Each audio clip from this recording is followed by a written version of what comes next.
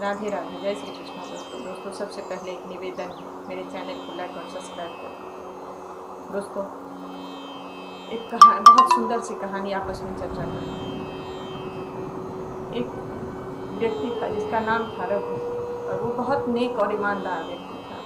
उसकी ईमानदारी की, नेक की बहुत चर्चा थी, और उसी कारण वो कहीं काम नहीं ढंग से कर पाता था, नहीं टिक पाता था। कुछ न कुछ बहस, कुछ न कुछ लफड़ा हो जाता था, तो घर में बहुत दिक्कत परेशानी रहती थी। पत्नी के कहने से वो काम के तलाश में कहीं दूर निकल गया, और जब वो वापस आ रहा था तो रास्ते में एक बूढ़ा व्यक्ति मिला जो 3 बैग लेके कहीं जा रहा था। उस बूढ़ा व्यक्ति ने बोला, क्या भैया तुम मेरे मदद कर सकते हो? मेरे बैग को घर पहुंचा दोगे? तुम्हारी जो मजदूरी होगी वो हम दे देंगे। तो रघु तैयार हो गया, जो हाँ ठीक है हम दे आएंगे। नेक तो था ही। बोला इस बैग में क्या है? तो बूढ़ा व्यक्ति बोला इस बैग में एक एक के सिक्का है, जो किसी काम से हम घर ले जा रहे हैं। बोला पैसा होगा मुझे क्या मतलब है, मुझे तो अपने मजदूरी से मतलब है, हम घर पहुंचा देते हैं। कुछ दूर चलने के बाद एक नदी आया, तो बूढ़ा व्यक्ति बोला भैया ये हम 2 बैग लेके नदी नहीं पार कर सकते हैं, क्या एक बैग और ले लोगे? तो रघु बोला हाँ ठीक है हम ले लेंगे, इस बैग में क्या है?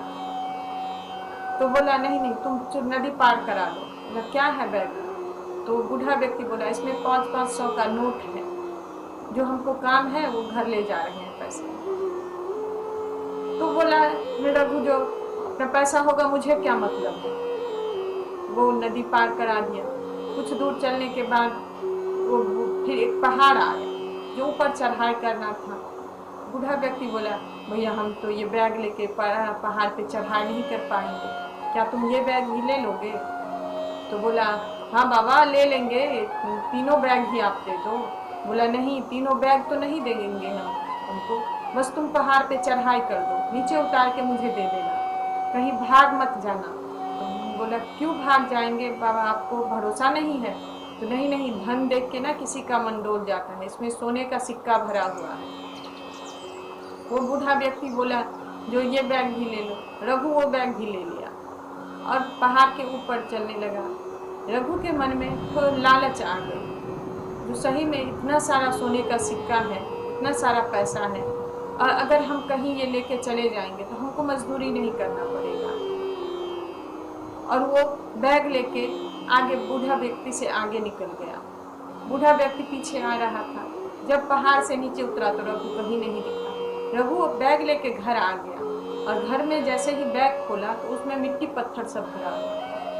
इतने में पत्नी आई, जो आज नगर के राजा साहब जो थे वो आपको तलाश करने घर आए थे। वो आपको अपने मंत्री के पद पे नौकरी देना चाहते थे। वो बता रहे थे जो नगर में सुना हूँ सबसे ईमानदार व्यक्ति वही है। तो रघु के मन में आया क्या वो राजा साहब ही थे जो मुझे परीक्षा देने के लिए ऐसा किए? बाद में पता चला उसको जो हाँ वो राजा साहब ही थे जो रघु का परीक्षा ले रहे थे, क्योंकि वो रघु को मंत्री पद पे नौकरी देना चाहते थे। और वो रोने पछताने लगा जो ये मैंने क्या कर दिया, इतने दिन से इतना ईमानदार, इतना अच्छा था, और जब अच्छे वक्त आने का समय आया तो हम क्या कर बैठे।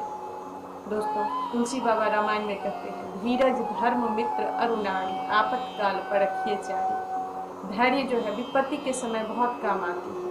विपत्ति तो सभी के जिंदगी में आती है, लेकिन उस वक्त जो अपना धैर्य नहीं खोता है वही ईश्वर की परीक्षा में जीतता है। राधे राधे, जय श्री कृष्ण।